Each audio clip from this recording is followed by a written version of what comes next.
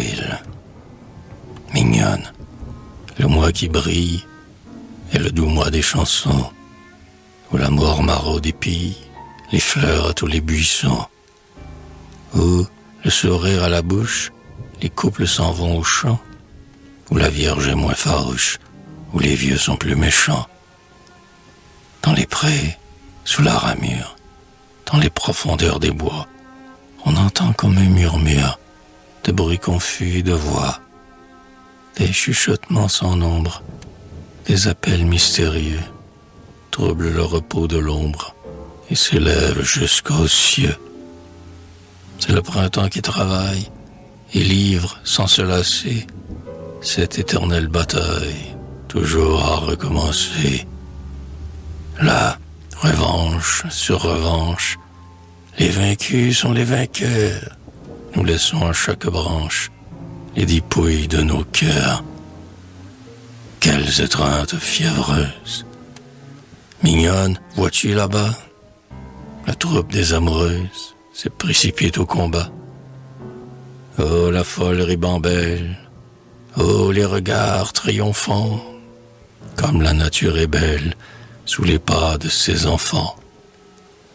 La fleur semble toute fière de tant de piétinement. Le soleil prend sa lumière au sourire des amants. Bientôt la ville est déserte. On est libre, on est joyeux. L'herbe est si fraîche, si verte, on s'échappe deux par deux. Alors, tandis que les perfides, hélas, s'en sont tous allés, que les cages restent vides et les oiseaux envolés, les vieillards, trop moroses, sombres, froncent le sourcil. Ils bougonnent. Quelque chose d'incongru se passe ici. Puis font d'une voix pesante un parallèle sensé de la jeunesse présente avec celle du passé. Mais rengainant leur romance, ils sont tout dépaysés devant le complot immense des lèvres et des baisers.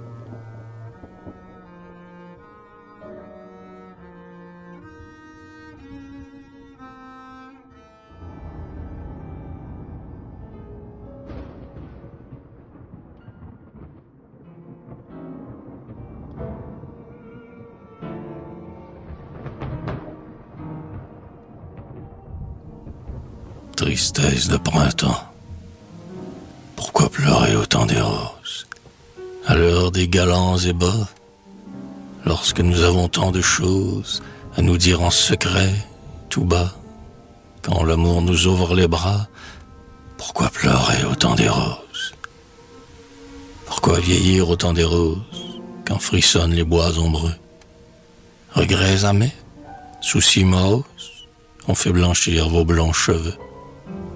Il est passé le temps heureux, le temps des baisers et des roses. Pourquoi mourir au temps des roses, jeune fille, charme d'un jour, chétive fleur à peine éclose, quand il est, avant votre tour, encore tant d'espoir et d'amour? Pourquoi mourir au temps des roses?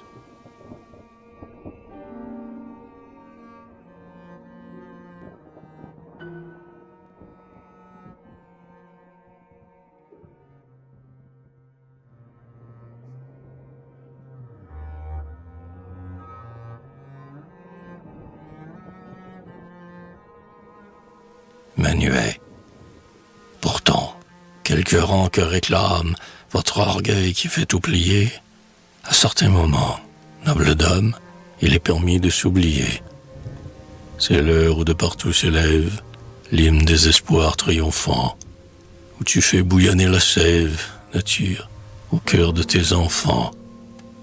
C'est l'heure aimée où vos ancêtres, peu soucieux de déroger, dans leurs joyeuses nuits champêtres, faisaient des rêves de berger. Vous souvient-il, nymphes de marbre, des idylles de Trianon? L'amour babillait sous chaque arbre, et Pompadour était Toinon. Ô filles d'aïeux qu'on admire, dites-moi, pourquoi mépriser le bois, confident du sourire, et l'oiseau, frère du baiser? Toute la gloire et l'effet d'armes de ceux dont vous êtes le sang ne valent pas une des larmes que sème Vesper en passant. Que m'importe ce faste immense et tous ces titres sans valeur lorsque j'écoute la romance que l'abeille dit à la fleur. Laissons la science inféconde au Turenne, au Napoléon. Le plus grand tacticien du monde, c'est le général Cupidon. Allons, par de plus doux carnages, sous l'abri des chaînes touffues, réveillant les faunes sauvages du bruit de nos soupirs confus. Ivre de boucherie exquise, sans fanfare et sans soldats, recommencez, belle marquise, la bataille des 4 bras.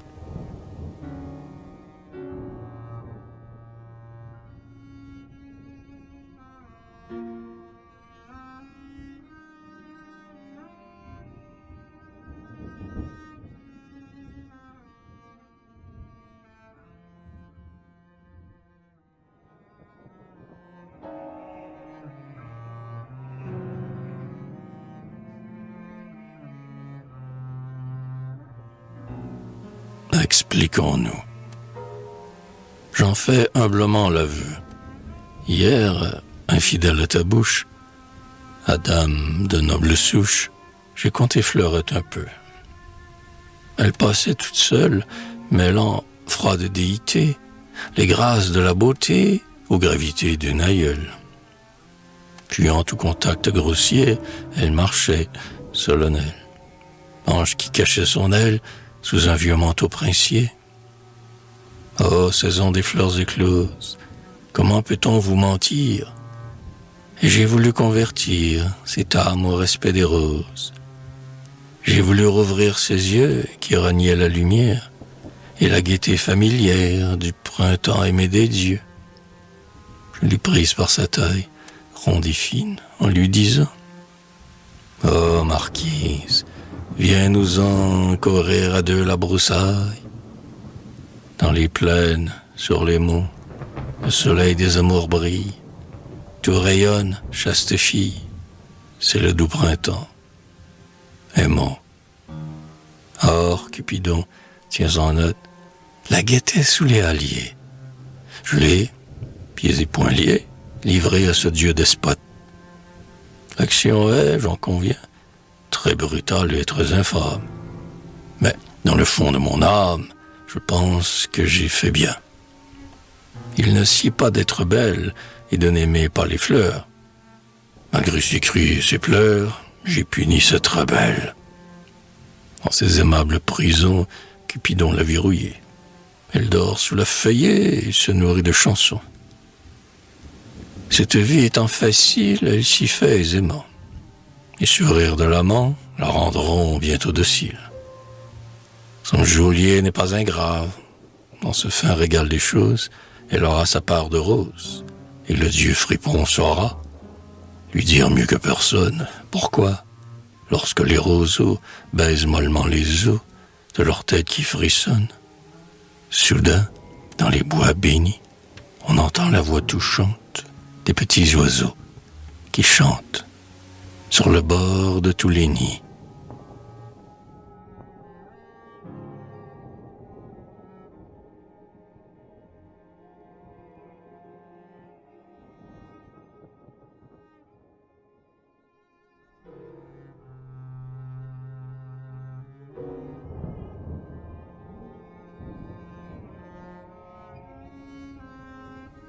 Portrait.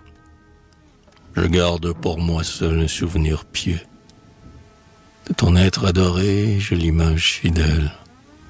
Ton front blanc comme un lys, ta main, ta taille frêle, la rose de tes lèvres et l'azur de tes yeux. Rien n'en rendra jamais la fraîcheur éphémère. Et les ans, dans leur cours, ne l'affaibliront pas. Car l'image que j'ai n'a point les faux éclats, ni la fragilité des choses de la terre. Elle est gravée au fond de mon cœur affolé. Nul que moi n'en saura le charme inviolé. Et quand l'âge sur nous mettra sa main flétrie, j'aurais conservé chaste, éternel, infini, comme un dernier parfum de notre amour béni, le vivant souvenir de ta beauté chérie.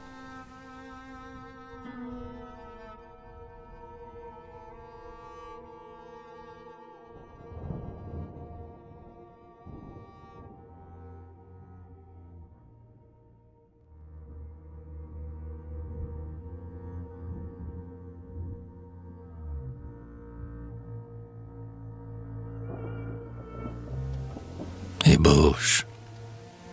Hier, en souriant d'un sourire discret, elle m'a dit tout bas, « Veux-tu?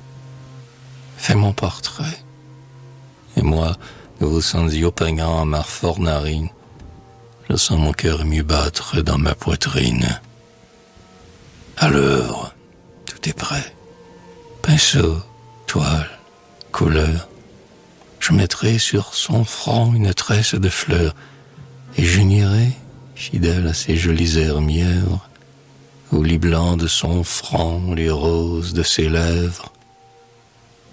Mais, hélas, son regard me met tout en émoi, ne pouvant souffrir le ciel si loin de moi, comme l'oiseau qui rentre au nid à tire-d'aile. J'achève le portrait dans les bras du modèle.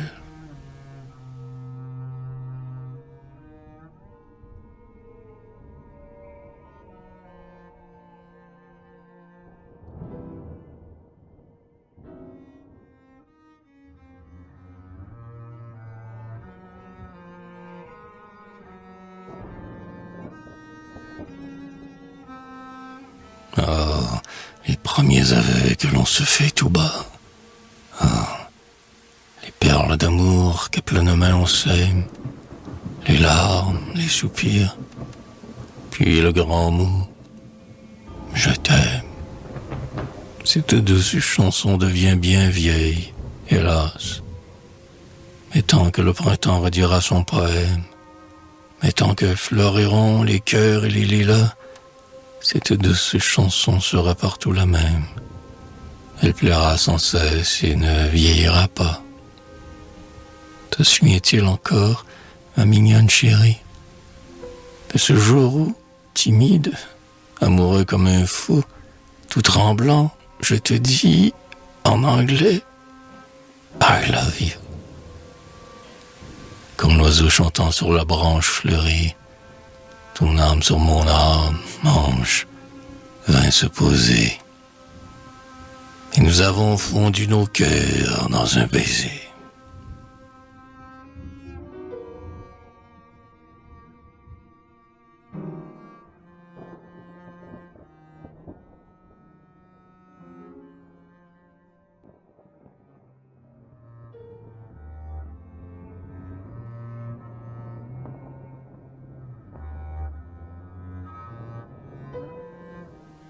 Seul. Hier, j'ai voulu visiter encore les lieux où tous deux nous sommes passés. Le sentier perdu dans le bois sonore, l'arbre où tu gravas nos noms enlacés. Les mêmes concerts éclataient, l'aurore dorait le sommet des pins élancés, et les jeunes fleurs qui venaient d'éclore souriaient d'amour au cœur fiancé. Mais mon âme était plus triste et plus sombre, et je me sentais glacé par l'effroi, car tes beaux yeux bleus étaient loin de moi. Et lorsque ma main s'avançait dans l'ombre et cherchait ta main, comme au jour fêté, elle retombait vide à mes côtés.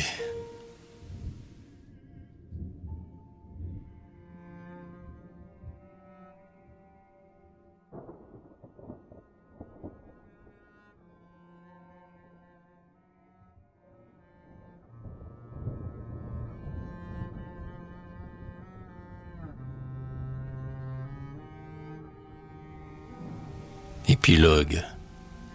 Je referme aujourd'hui le livre qu'ensemble nous avons ouvert, lorsque dans l'ombre du bois vert, tout disait le bonheur de vivre. Ce livre était plein de rayons, comme l'aube le long des grèves, j'avais placé là tous mes rêves et toutes mes illusions. C'était le plus pur de ma vie, mes ardeurs folles, mes plaisirs et la volupté des désirs qui laissent l'âme inassurée. Nous l'avions commencé jadis, au temps des floraisons sereines, parmi les roses, les verveines, qui nous faisaient un paradis.